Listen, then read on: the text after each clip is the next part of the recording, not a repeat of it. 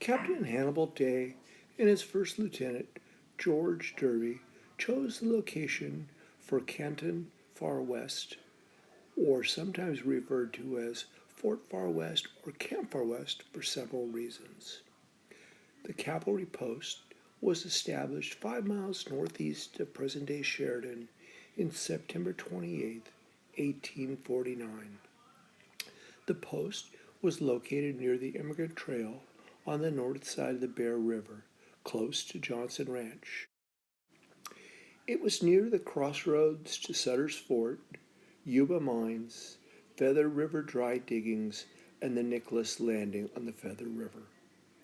Optimistically, Day and Derby hoped desertion might be kept to a minimum because the soldiers could mine gold nearby in their free time.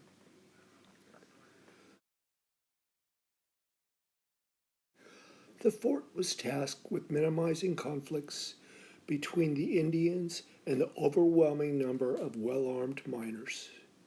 A cemetery and monument is dedicated on the site by the native daughters of the Golden West. The fort was ill equipped for the harsh conditions. They were poorly provisioned. Rain forced them to acquire building supplies to build their own shelter. Scurvy ravaged the company. Desertion was a constant problem as soldiers abandoned their post for the chance to strike it rich in the gold fields. 7 miners deserted the first month. 5 were caught. Day, along with supplies, asked for leg shackles to prevent desertion.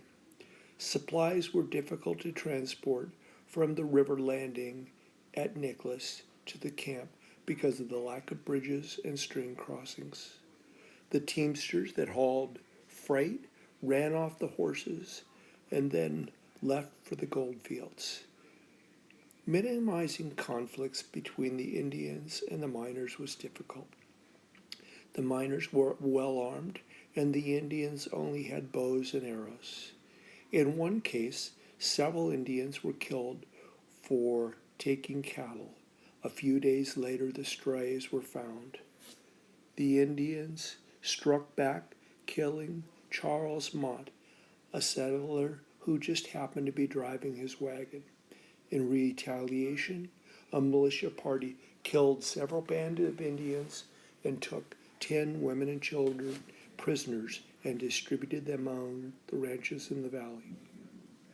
Ultimately, he was forced to work with an Indian agent to convince the Indians to give up their land. In correspondence, Day described the fort as being like a penal colony of Botany Bay. The post only lasted 3 years.